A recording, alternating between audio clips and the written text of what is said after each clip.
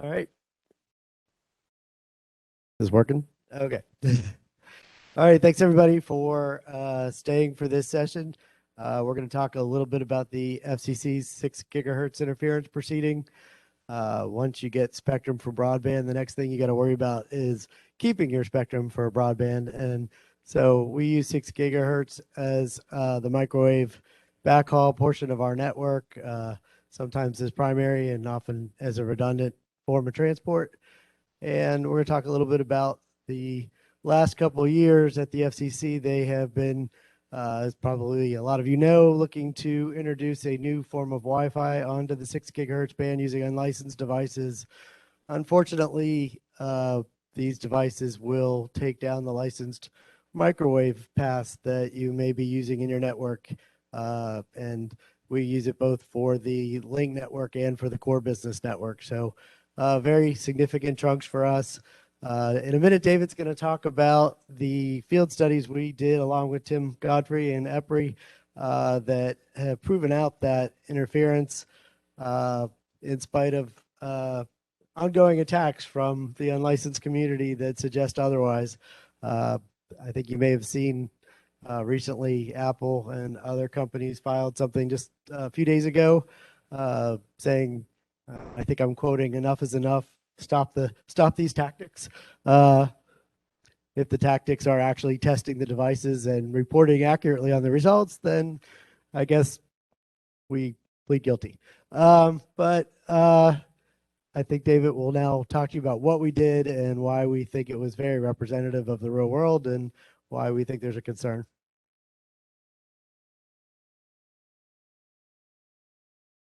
Thank you, Mike. Well, this is a terrible position to be in. The last presenter of a conference that has just been marvelously successful, and I get to stand up here at the very end and tell you about problems. So thank you all who have stayed here for this. It's much appreciated. As Mike said, we have been working through this for over 2 years now. It was back in 2018 that the FCC put out the first notice of proposed rulemaking looking at unlicensed use of the 6 gigahertz band. And after 18 months of comments, they ignored all the incumbent comments, and based on some statistical analyses that were put in by the Wi-Fi community, they decided to go ahead and move forward and do the report and order. And that's been back in April of 20 that they actually endorsed and passed the report and order. We have been a very active participant through the whole process with Southern. The new spectrum is great. It does give Wi-Fi triple the spectral capacity they have today. It gives us the opportunity for wider channels, gigabit Wi-Fi, 10 gigabit Wi-Fi even. And that's all wonderful except for one little problem. It sits right on top of us. Southern Company has been, and by the way, I'm going to move through the slides very quickly. They're there mostly for your reference in the packets. But Southern Company's been very active in this. Their telecom engineers recognized that there was a potential problem here when the first NPRM came out. They engaged Lockard and White to do some paperwork. So we did paper studies.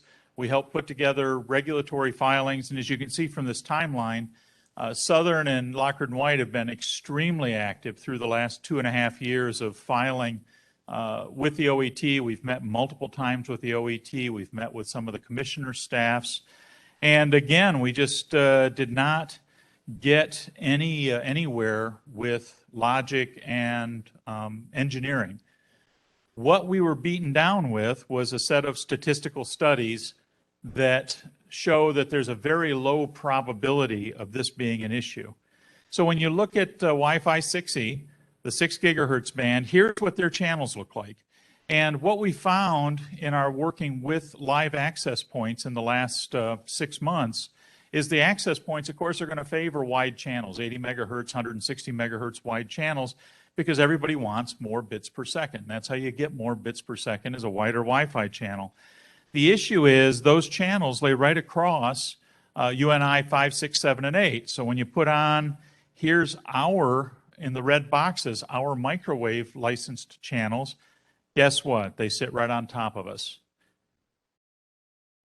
We have had a whole series of field tests, and those field tests have been both with EPRI working with Ameren and with CTIA and EPRI working with Southern and Lockard and White.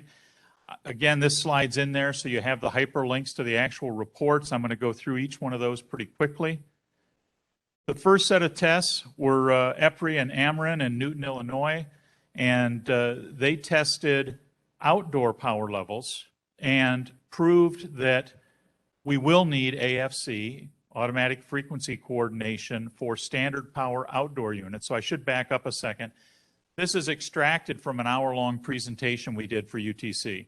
So I'll back up a second and just say the report and order covers two kinds of Wi-Fi access points. The standard power access points can be used outdoors. They are under the control of an automatic frequency coordination system that uses our ULS data to make sure that they don't transmit on top of us in the main beam of our microwave receivers. The second class, and the class that we've been objecting to for the last 2.5 years, is low power indoor units. And it's the low power indoor units where there is no protection for us. The only protection for us is building entry loss and foliage and clutter loss that are the basis of that statistical analysis that the Wi-Fi proponents use to say, oh, there's a very low probability of issue here. So in this first set of tests, EPRI and Ameren showed that standard power devices will indeed need AFC. If you put them out in the main beam at a standard power level, they will interrupt or interfere with the microwave link. And they also showed that there's a potential for side lobe issues. This is a issue that we haven't even talked about at an FCC level. The FCC's never considered it.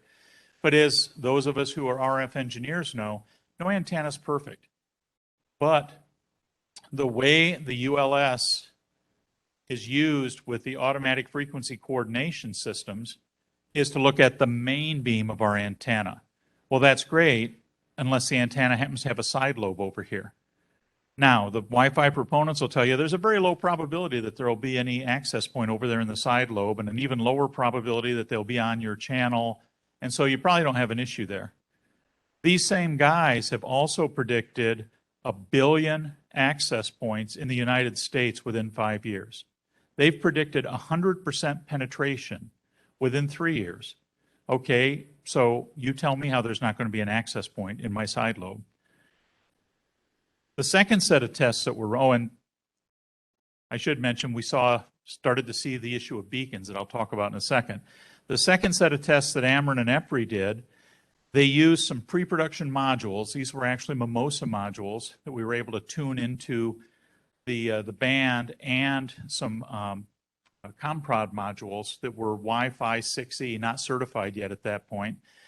But they found an Ameren link where from one high-rise building, you could this is looking out the window of a high-rise building. You could literally see the antenna on the next building over that was Ameren's link. And again, they were able to prove serious issues with interference from inside now, running low power indoor power levels. They were able to show impact to that microwave link, both looking through the window, but also out away from the window, so you're looking through the wall of the building. So maximizing building entry loss, they still saw the problem. And these ComProd modules were the first time we saw beacons. At the same time Ameren and EPRI were running those tests, Southern and Lockard and White were running tests initially with CTIA using simulated units, and I'm not going to go through all the details there. Suffice it to say that with a signal generator simulating a low power indoor unit, we were able to prove we could impact the 6 gig microwave link. So you might ask yourselves, okay, with all this proof, how did this thing still go through? How did it still become a report and order? The issue is the proponents kept saying two things. One is these are not characteristic tests. These tests have been contrived. The simulations are not accurate simulations of Wi-Fi 6E signaling. But on the other side of their mouth, when we asked for help, and when we specifically, I personally said it in one of the open forums, guys, I've been on the vendor side of the table. I worked for GE and Ericsson for years. If you're sitting here telling me that you're going to have these out for Christmas, you've already got prototypes in the lab. Come to Georgia or loan us a prototype. Let us go do some real world testing. What they said was, oh, they'll be in the market soon, just buy one. And the FCC, meantime, is just letting them get away with all this. Nothing is changing. So when the units became available in the market, God bless Southern Company Procurement, they scored a pair of units. And so now we had real-world test units. We pulled EPRI into the equation because Tim Godfrey, who's sitting here in the front row, is very much an expert on Wi-Fi. And in fact, he went through a lot of work to get the 6 gig access points to work properly with the 6 gig clients we could get our hands on, which was a Samsung G21 phone and an Intel AX210 client plug-in board. But we got all that working. Tim put together the test RLAN structure that you see there, and we prepared to do our tests. As part of preparing to do the tests, we put together a test plan, and we vetted it with the OET. We sent it to them. We had a sit-down meeting with them by a video con, obviously. It was during the pandemic.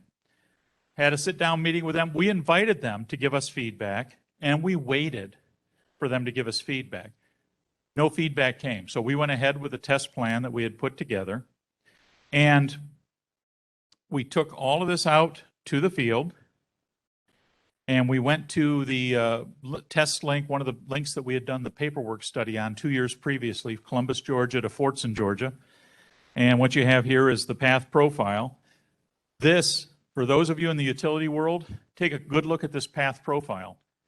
If you have 6 gigahertz microwave, one of the things to watch out for is a link that's predominantly downhill like this one, which a lot of them are, because what do? You connect something that's in the city, which is typically down in the hollow or on the side of a river, and you connect it out to the next hilltop or mountaintop over to get to wherever it's got to go to. Well, the issue with that profile is if you think about a Wi-Fi access point about halfway out that profile, it's looking right at the antenna. There is no vertical separation differential. It's looking right down the bore of the antenna. And indeed, that's where we found the points of maximum interference. We picked locations, and I'm going to again pontificate just a little bit. We have been criticized repeatedly, including in the publication Mike mentioned that came out last week, that we contrived the positions we picked and that we did not test the positions that we saw would not produce interference. Well, yeah, no, duh. The whole goal of this testing wasn't to prove their statistical model and prove what the percentage probability was. The whole point of this testing was to prove that there is an issue here and that if an access point is in the wrong place on the channel, it's going to cause a problem under the current FCC rules. And the other thing that I should loop back and say is the Wi-Fi proponents don't understand any of the nines that were talked about up here. They have consistently for 2.5 years said, well, holy smokes, you got a 30 dB fade margin. All we want to do is use 20 or 25 dB of that 30 dB fade margin. What the hell's the problem? Well, the problem is we are designing to 5 nines reliability. And for your LTE network to have 4 nines reliability, your backhaul network better have more than 4 nines reliability. And that 30 dB fade margin is the way we get to the 5 nines reliability. That's just fundamental microwave engineering that goes back 30 or 40 years now. So we went out to the field, we picked the locations where from a Google Earth perspective and from a local knowledge perspective, we thought we would have a clean shot at our receiver, and we ran the test. And again, this is in the document pack. I'm not going to go through it in great detail, but what I am going to say is that across the locations we tested on the Columbus-Fortson site, everything you see shaded is an impact to that site's fade margin that is more than the 1 dB allowed for an AFC system. So the FCC rule spells out a 1 dB fade margin reduction, which for you techies out there, that's an I to N of -6 dB, so an interference to noise ratio of -6 dB. The interference is actually 6 dB below the noise. You can't see it on a spectrum analyzer. It's below the noise, but it's already impacting your fade margin. The circles that you see on the right-hand side of that slide, and then you see the circles appear in the chart, those are areas where we have more impact. So the lightest shaded circle kicks it from a 5 minutes of outage time to 73 minutes of outage time. The medium shaded circles is where it would kick our link from 5 minutes of outage time a year. That's 5 nines reliability, 5 minutes and 15 seconds per year. Kicks it up to 183 minutes, 3 hours of outage per year. And the darkest shaded circles takes it to almost 3,000 minutes per year. That's over 2 days of outage time per year. So good luck getting to 4 nines with your LTE system if you've got 2 full days of outage spread across the year. That dog doesn't hunt. The other thing that proponents have said all through this is, look, it's a really low probability that you're going to have an access point in your main beam on your channel. The on my channel part, I would dispute, because if you go back to that original chart of the channels, there's exactly 7 160 megahertz channels for Wi-Fi. So if the access point is using full bandwidth, 160 megahertz bandwidth, there is a 1 in 7 chance that they will be on the channel my microwave is on. Period, full stop. Simple math. The other part of that is, there's very low probability that somebody will be in a bad spot on your main beam. So we went out and drove the main beam of Columbus-Fortson and did a drive test where we picked up, monitored access points and measured every access point out there. The funny part is, we cut this off at exactly the 3 dB bandwidth of the antenna, which is 1.7 degrees total.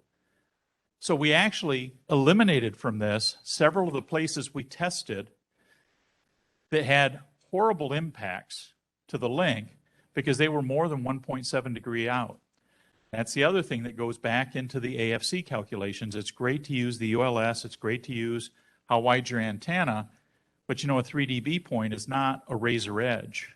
And several of the places we tested were more than 1.7 degrees, well, more than half of 1.7 degrees away from center, and still impacted it.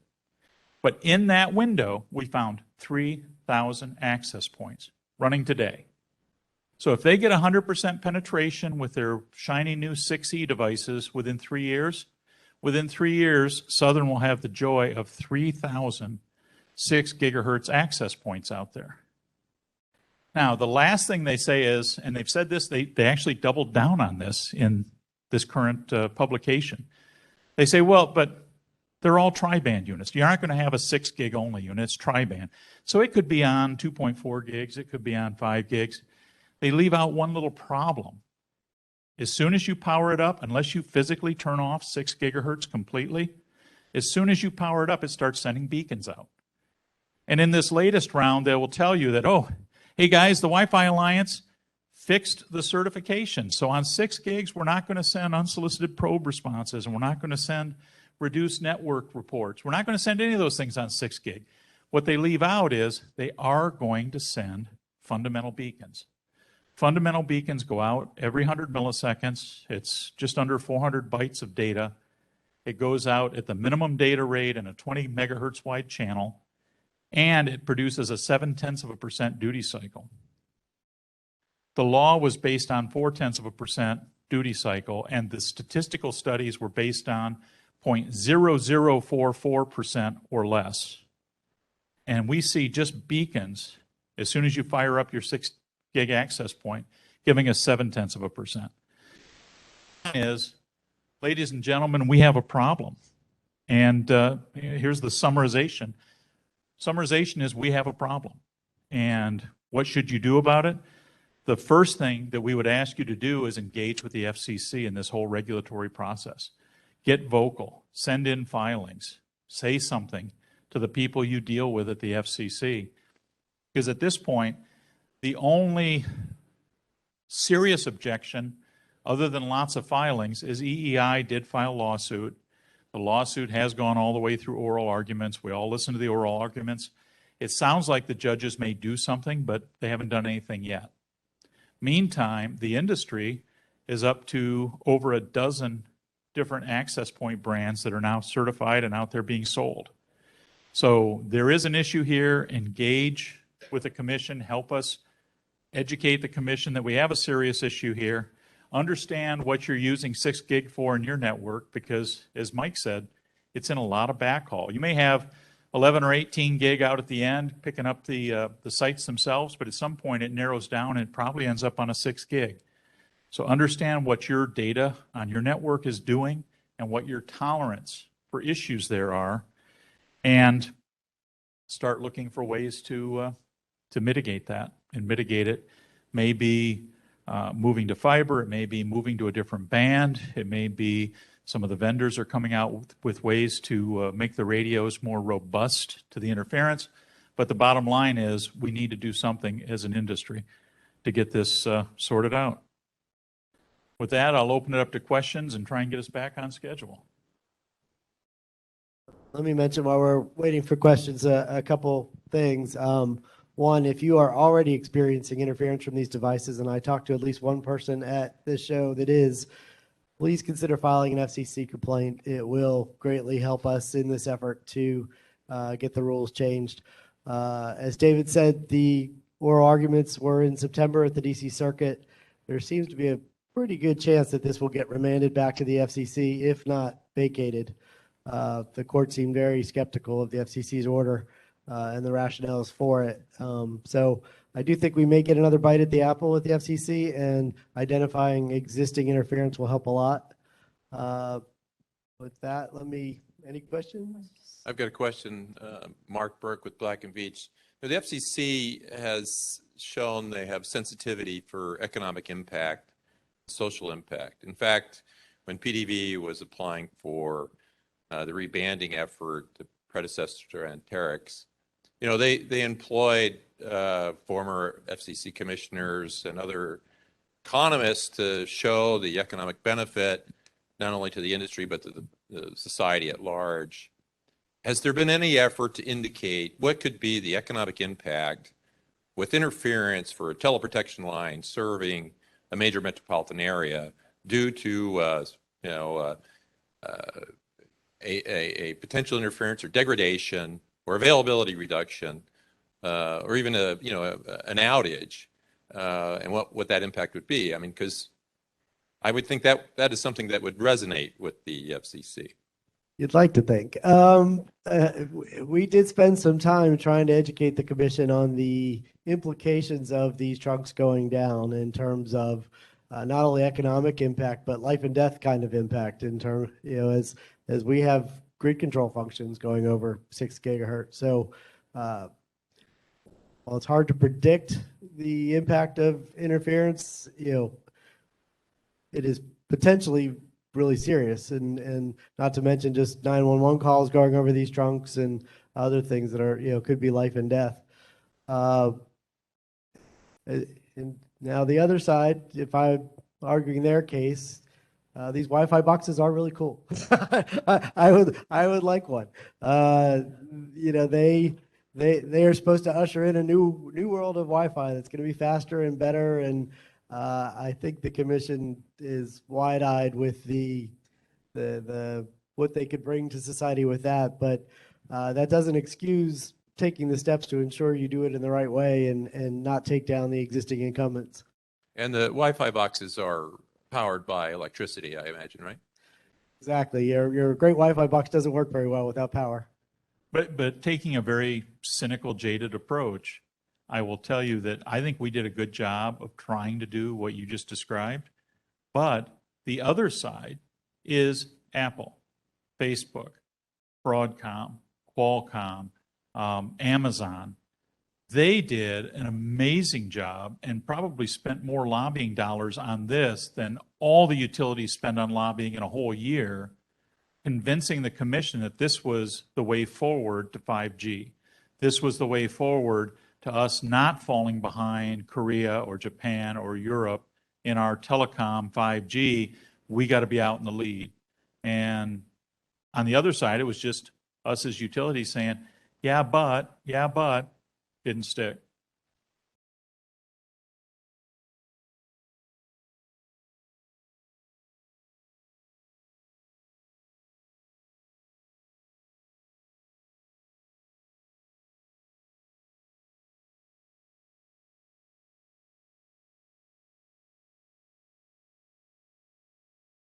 So we have, in the southern testing, it happened to be Nokia radios. They've been very helpful through the testing and afterwards. The Ameren and EPRI tests were on Aviat radios, and EPRI has taken the ball on that. So we as a utility, it's really not our purview, but EPRI as an industry group and a non-advocacy group, a group based on research and intelligence, has taken that on. So Tim has been in Aviat's lab. I think he's scheduled to go into Nokia's lab, digging into are there things we can do to make the radios more resilient. One of the mitigation steps that they had considered is something called AFC, the Automated Frequency Coordination, that was supposed to steer these devices off of our band. For these, what they call low power indoor devices that they've already approved, they opted not to do AFC without an explanation of why not. One of the points that the DC Circuit Court made was, geez, you've got all this argument in the record about the fact that that could be done at a low cost and would go a long way towards addressing the problem, and yet you didn't explain why you didn't go down that route. And the FCC is yet to address that. They are the next tranche of these devices called low power standard devices or standard power devices. They are going to implement AFC, and they're taking proposals in November for exactly what that looks like. And then they have at the moment, a very short review period for utilities and others to respond to that. So perhaps that will be better depending on what this AFC might look like, or it could even be worse because these devices are, even though they're called standard power, are higher powered than the ones that are already a problem.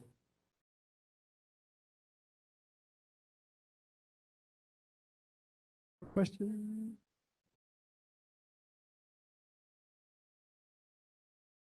The radios we were testing on were Wavens 9500s. They were running the latest or next to the latest Wavens code.